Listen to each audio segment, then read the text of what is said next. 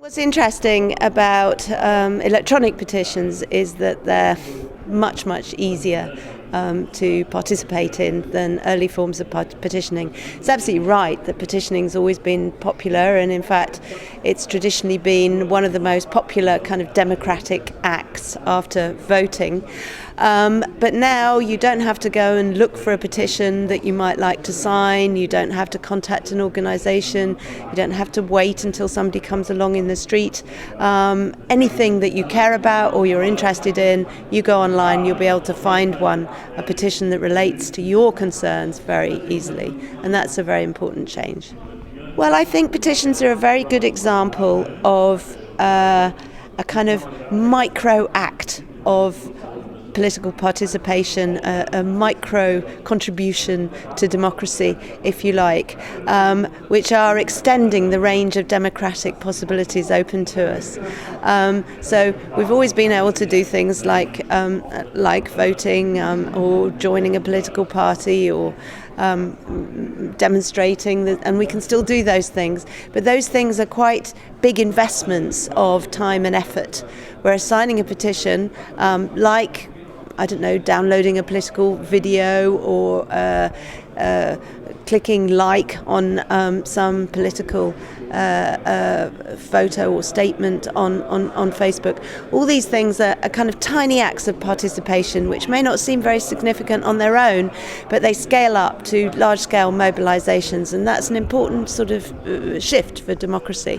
That first of all, that these little acts of political participation become possible, and then that they scale up into large-scale mobilizations which can really make a difference. Some people think it's politics for couch potatoes, particularly in British political culture. I'm from the UK, and in the UK you're supposed to suffer. If you're doing politics, it's got to hurt.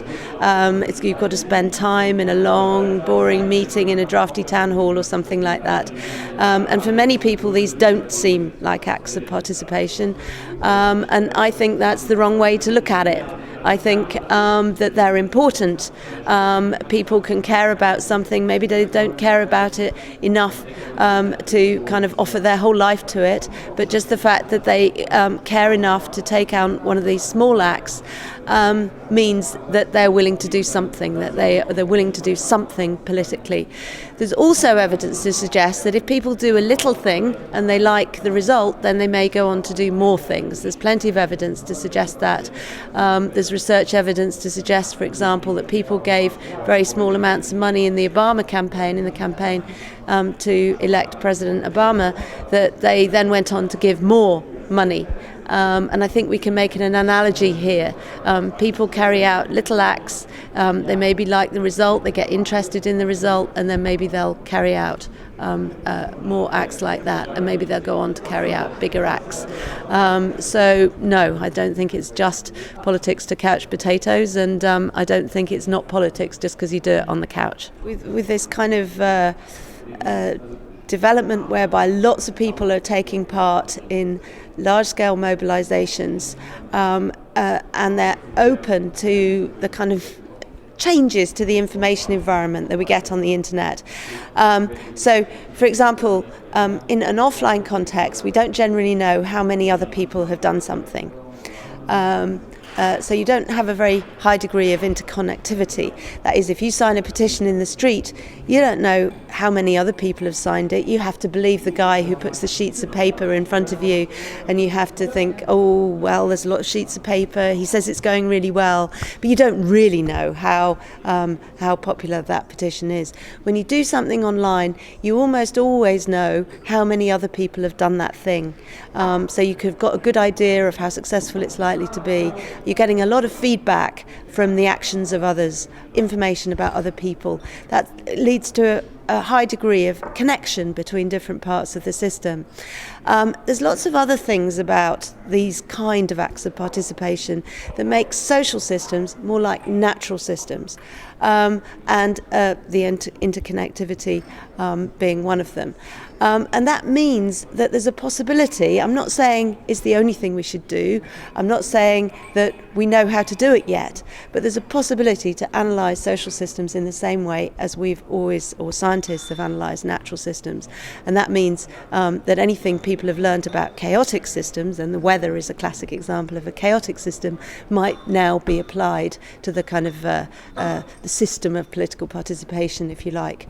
And that's quite exciting, I think, for social science researchers. One thing that's very interesting from a research point of view with the German system is you've had this change whereby it was you used to have to put your name, and now you have the possibility to be anonymous.